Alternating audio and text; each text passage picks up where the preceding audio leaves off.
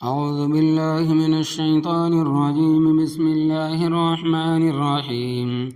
سيقول السفهاء من الناس ما ولاهم عن قبلتهم التي كانوا عليها قل لله المشرق والمغرب يهدي من يشاء إلى صراط مستقيم.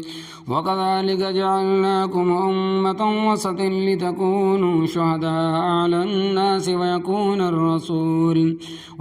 الرسول عليكم شهيدا. وما جعلنا القبلة التي كنت عليها إلا لنعلم من يتبع الرسول ممن ينقلب على عقبيه وإن كانت لكبيرة إلا على الذين هدى الله وما كان الله ليضيع إيمانكم إن الله بالناس لرؤوف رحيم. سیقول ان قریب کہیں گے السفہاء بیوقوف من الناس لوگوں میں سے ما ولاہم کس چیز نے مسلمانوں کو پھیر دیا عن قبلتہم ان کو قبلے سے التی وہ قبلہ کانوا علیہا جس کی طرف وہ رخ کرتے تھے. قل آپ کہہ دیں للہ المشرق اللہ تبارک و تعالی ہی کے لیے ہے مشرق والمغرب اور مغرب یہدی من یشاء ہدایت دیتا ہے جس کو چاہتا ہے الی صراط مستقیم سیدھے راستے کی طرف. وکذالک اور اسی طرح جعلناکم ہم نے بنایا تمہیں امتا وسطا امت اعتدال والی لیکونوا شہداء علی الناس تاکہ ہو جاؤ تم گواہ لوگوں پر ویکون الرسول اور ہو جائے رسول اللہ صلی اللہ علیہ وسلم علیکم شہیداً تم پر گواہ.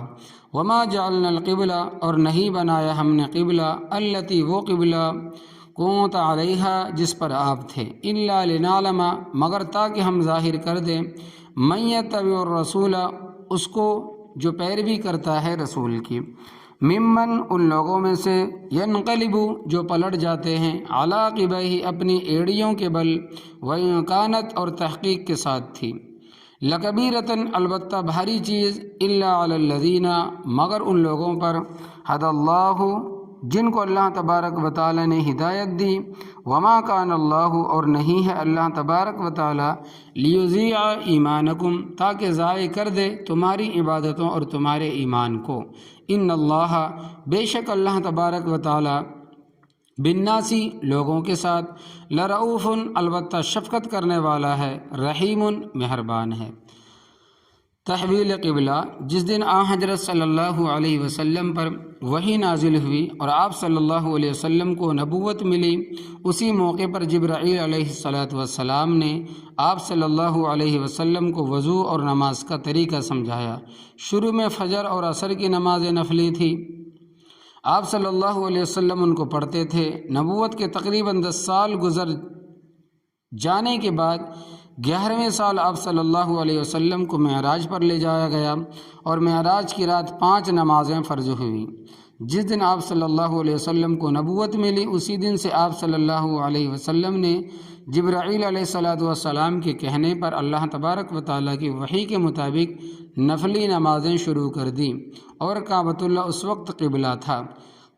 قبلہ کا لفظی معنی ہے چہرہ پھیرنے کی جگہ، یعنی نماز کے لیے جس طرف انسان چہرہ پھیرے وہ قبلہ ہے. اصل عبادت تو رب تعالیٰ کی ہے. قبلہ تو ایک جہت ہے، ایک سمت ہے. قبلہ ہمارا مسجود عالیہ نہیں ہے. ہم سب سجدہ قبلے کو نہیں کرتے بلکہ سجدہ تو رب کو کرتے ہیں. قبلہ صرف ایک جہت اور سمت ہے جو اللہ تبارک و تعالیٰ نے مقرر فرمائی ہے. ہم لوگ جو قبلے سے مشرق کی طرف ہے ہمارا چہرہ مغرب کی طرف ہوتا ہے اور وہ لوگ جو قبلے سے مغرب کی طرف رہتے ہیں ان کا چہرہ مشرق کی طرف ہوتا ہے. شمال والوں کا جنوب کی طرف اور جنوب والوں کا شمال کی طرف. گویا کہ تمام قوموں میں اتفاق اور اتحاد کا مرکز قبلہ کو بنایا کہ سب کا نماز میں چہرہ اسی کی طرف ہونا چاہیے تاکہ قوم میں اتفاق اور اتحاد قائم رہے.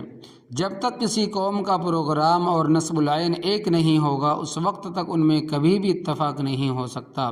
نصب العین اور پروگرام ہی ایک ایسی بڑی چیز ہے جس کے ذریعے سے قومیں آپس میں متفق ہوتی ہے۔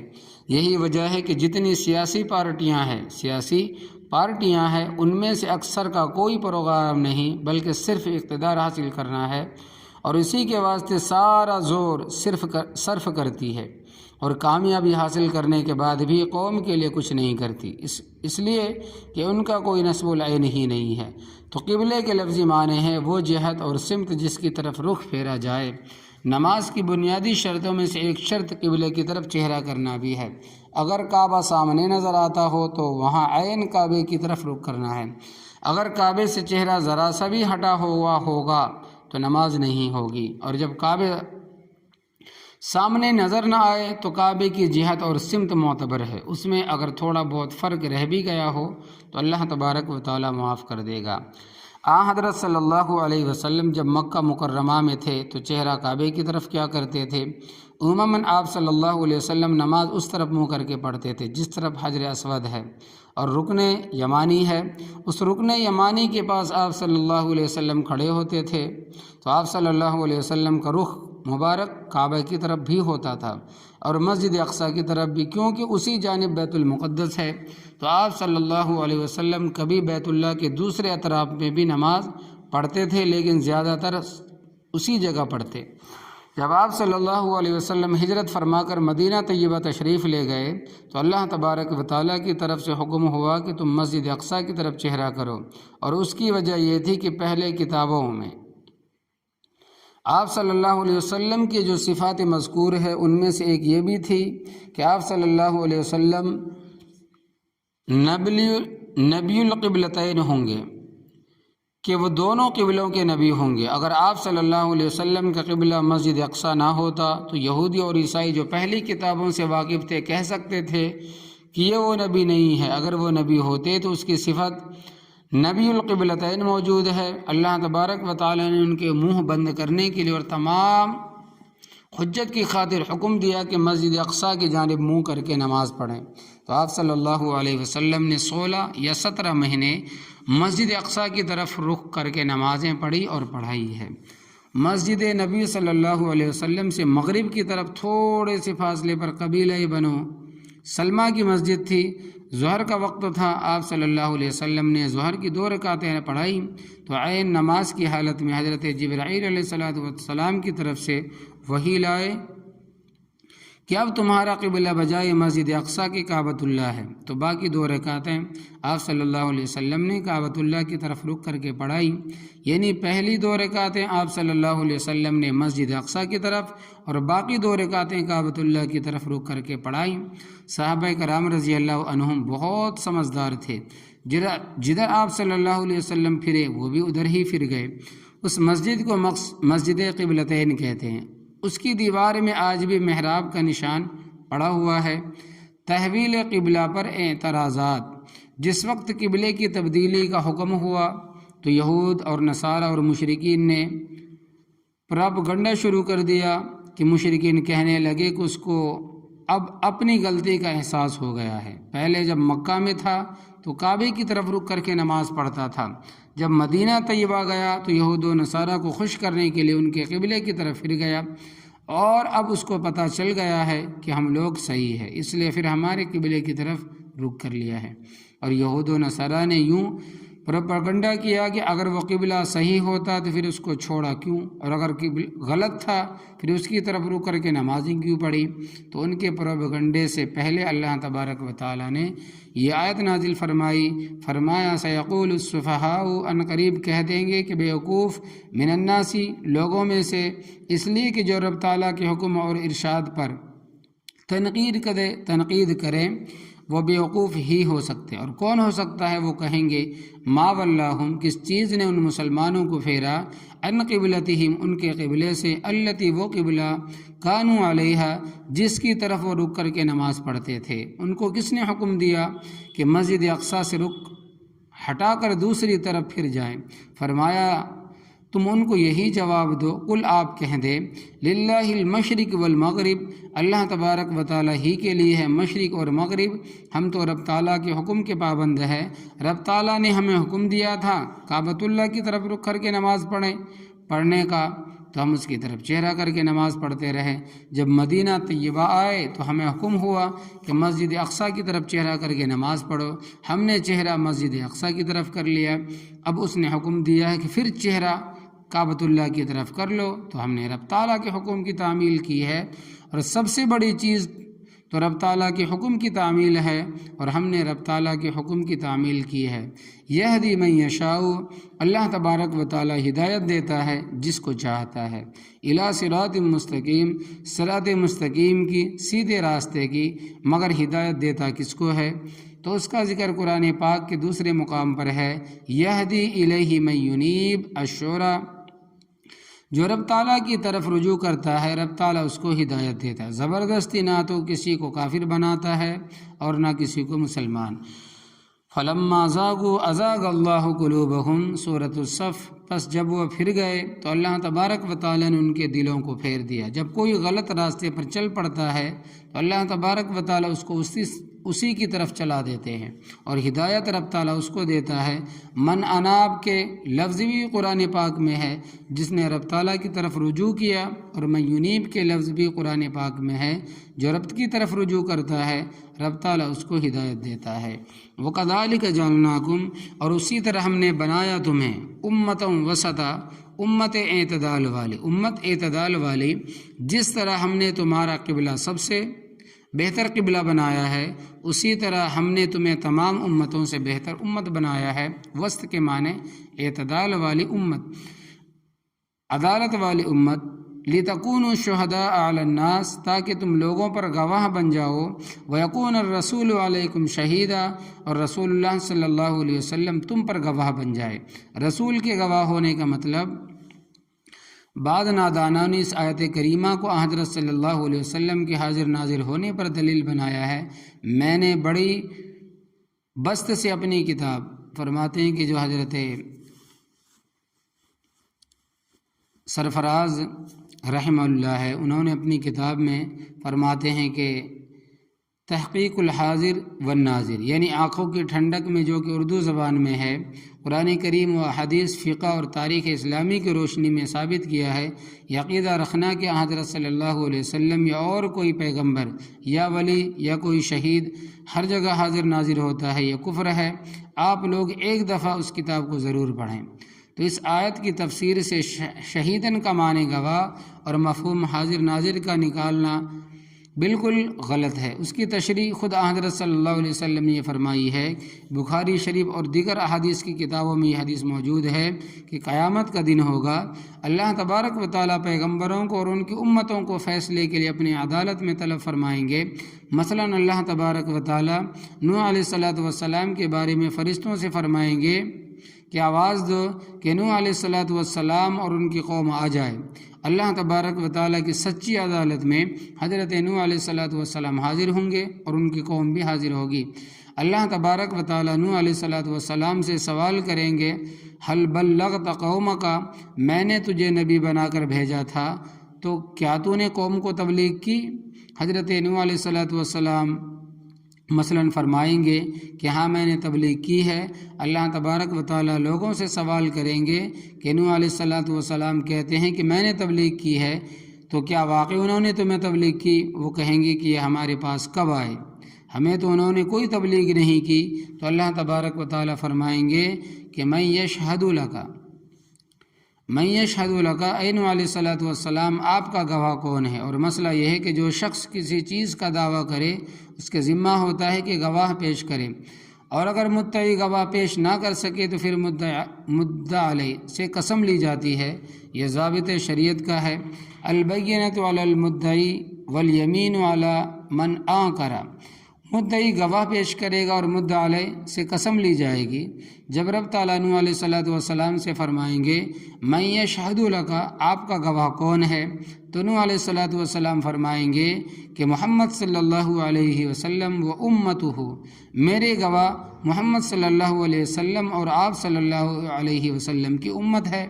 چنانچہ اللہ تبارک و تعالیٰ کی عدالت میں اس امت کو پیش کیا جائے گا، یہ جو امت محمدیہ ہے اس امت کو پیش کیا جائے گا، اس امت سے سوال ہوگا کہ نوح علیہ الصلوۃ والسلام کا یہ دعویٰ کرتے ہیں، حضرت نوح علیہ الصلوۃ والسلام یہ دعویٰ کرتے ہیں کہ میں نے تبلیغ کی ہے مگر قوم کہتی ہے کہ ہمارے پاس کوئی نہیں آیا، کیا تم گواہی دیتے ہو کہ نوح علیہ الصلوۃ والسلام نے تبلیغ کی ہے؟ یہ امت کہے گی کہ ہم گواہی دیتے ہیں کہ نوح علیہ الصلوۃ والسلام کی امت کے لوگ کہیں گے کہ ان کی گواہی غیر معتبر ہے، اس لیے کہ یہ موقع کی گواہی نہیں ہے، یہ تو ہم سے ہزارہ سال بعد میں آئے تھے۔ مثلا اس وقت نوح علیہ الصلوۃ والسلام کو دنیا سے گئے تقریباً 6000 سال گزر چکے ہیں، تو وہ لوگ کہیں گے کہ یہ تو موقع کی گواہی نہیں ہے، یہ کس طرح گواہی دے سکتے ہیں؟ اللہ تبارک و تعالیٰ اس امت سے سوال کریں گی کہ دیکھیں یہ دوسرا فریق یہ کہتا ہے کہ یہ عینی گواہ نہیں ہے، ان کی گواہی کا اعتبار نہیں ہونا چاہیے، تو اس وقت یہ امت کہے گی کہ اے پروردگار ان کی یہ بات بھی ٹھیک ہے، لیکن اے پروردگار اگر تو سچا ہے اور یقیناً سچا ہے اور حضرت محمد رسول اللہ صلی اللہ علیہ وسلم اگر سچے ہیں اور یقیناً سچے ہیں تو پھر ہماری گواہی بھی سچی ہے۔ ہم نے تیری کتاب قرآن کریم میں پڑھا ہے لقد ارسلنا نوحا الی قومہ فقال یا قوم اعبدوا اللہ ما لکم من الہ غیرہ، البتہ تحقیق ہم نے حضرت نوح علیہ الصلوۃ والسلام کو ان کی قوم کی طرف بھیجا، اور نوح علیہ الصلوۃ والسلام نے قوم سے کہا کہ میری قوم اللہ تبارک و تعالیٰ کے بغیر کسی کی عبادت نہ کرو، معبود صرف رب تعالیٰ ہی ہے۔ پروردگار تیری کتاب سچی ہے، تو سچا ہے، اور اس میں یہ بیان کیا ہے آپ کا کلام سچا ہے۔ تو حضرت صلی اللہ علیہ وسلم نے فرمایا بلغ نوح قومہ، حضرت نوح علیہ الصلوۃ والسلام نے اپنی قوم کو تبلیغ کی ہے۔ فقہائے کرام نے ایک مستقل باب قائم کیا ہے، باب الشہادت علی التسامع، باب الشہادت علی التسامع۔